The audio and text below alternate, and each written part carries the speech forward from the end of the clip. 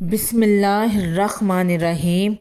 Cooking with फ़िज़ा में आप सबको मेरा सलाम। तो जी हाँ प्यारे दोस्तों, तो कैसे हैं आप सब लोग। अल्लाह ताला जो बरकत जो जायका मुझे मेरे खानों में देते हैं, अल्लाह ताला वही बरकत वही जायका आपको आपके खानों में भी दे। आमीन सुम्मा आमीन। तो जी हाँ जनाब, तो आज मैं आपके लिए लेके आई हूँ बीफ गोभी की रेसिपी। ये कोई ऐसा वैसा सालन नहीं है। सालन कहते हैं ना हमारे जो घरेलू, हम जो घर में ज़्यादातर सालन ही कहा जाता है, लेकिन ये है जी, ये है बीफ गोभी की शाही रेसिपी। ये बहुत ही मज़े की रेसिपी है। मैं बीफ गोभी बना रही थी तो मैंने कहा मैंने थोड़ा सा इसमें पोटैटो भी ऐड कर देती हूँ, यानी कि आलू भी। ये बीफ आलू गोभी की रेसिपी है और बहुत ही मज़े की रेसिपी है। कुछ नए अंदाज से मैंने बनाई है इसको। शाही बीफ गोभी भी आप कह सकते हैं।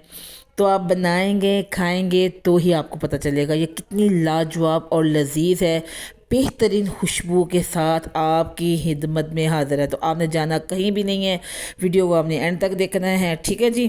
चलें रेसिपी को शुरू कर लेते हैं हम। यहाँ पे मैंने एक कढ़ाई ली है, कढ़ाई के अंदर मैंने मस्टर्ड ऑयल डाला है और उसके अंदर मैंने 3 अदद प्याज जो है ना वो काट के डाल दिए। इसको हम करेंगे ब्राउन। फिर उसके बाद मैंने 4 बड़ी इलायचियाँ, 4 छोटी इलायचियाँ, मैंने काली मिर्च और मैंने वो जायफल का एक छोटा सा टुकड़ा जो है ना मैंने इसके अंदर ऐड कर दिया है, ठीक है जी। और साथ ही मैं इसके अंदर बीफ को ऐड कर दिया है। बीफ को मैं अच्छे तरीके से यहाँ पे पकाऊंगी, यानी कि फ्राई करूँगी वो उसी प्याज के साथ और मस्टर्ड ऑयल में।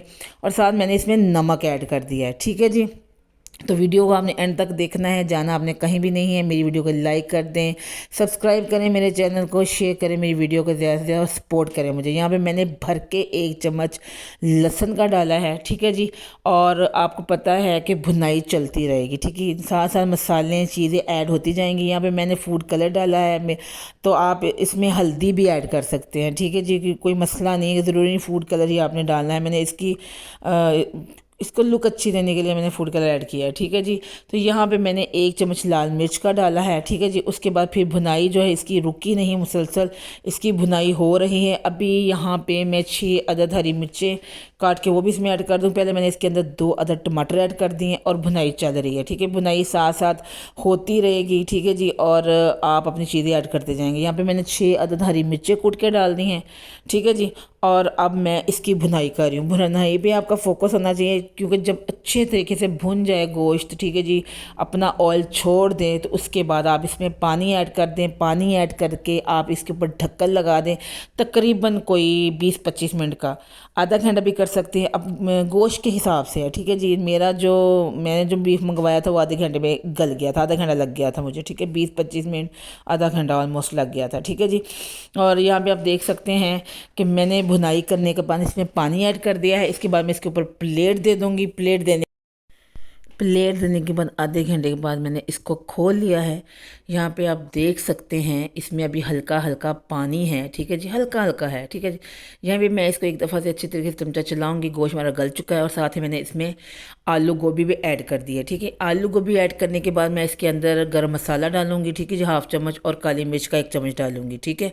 और मैं सब्ज़ धनिया भी इसके ऊपर डाल दूंगी। ये सारी चीज़ें डालने के बाद इसी स्टेज पे मैं ढक्कन को फिर से 10 मिनट के लिए बंद कर दूंगी, ठीक है जी। जब ढक्कन को मैं 10 मिनट के लिए बंद करूंगी, उसके बाद मैं इसको खोलूंगी तो हमारे जो आलू गोभी वो गल चुके होंगे। और उसके बाद मैं थोड़ा सा इसको भूनूंगी तकरीबन कोई 1 मिनट के लिए, ठीक है जी।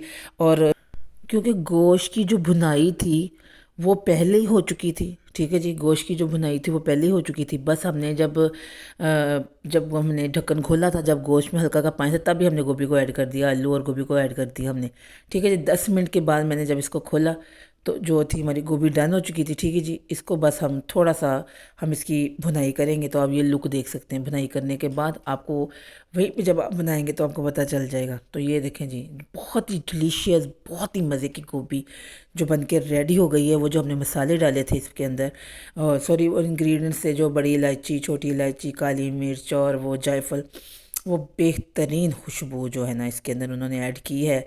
तो ये हमारी शाही बीफ गोभी بن کے ریڈی ہو گئی ہے. یہ بہت ہی مزے کی. آپ اس کو مٹن میں بنا سکتے ہیں, آپ اس کو چکن میں بنا سکتے ہیں. ٹھیک ہے جی, میں نے اس کو بیف میں ریڈی کیا ہے. ٹھیک ہے جی, آپ اس کو بنائیں, کھائیں, اور پھر آپ مجھے کمنٹ کر کے بتائیں کہ آپ کو میری آج کی یہ ویڈیو کیسی لگی. بہت محنت کرتی ہوں یار میں ویڈیو پہ, تو سپورٹ کریں مجھے, لائک کر دیا کریں ویڈیو کو. یہ سب کچھ فری ہے, سبسکرائب بھی فری ہے, لائک بھی فری ہے. ٹھیک ہے جی, شیئر جو کرتے ہیں آپ لوگ وہ آپ کی سپورٹ ہے. ٹھیک ہے جی, کمنٹ کر کے آپ مجھے بتائیں, کیونکہ میری جو ریسپیز ہیں یہ میں آپ کو گارنٹی دیتی ہوں بہت ہی لاجواب اور بہترین ریسپیز ہیں. آپ کھانے کی شکل سے میں کہتی پتہ چل جاتا ہے.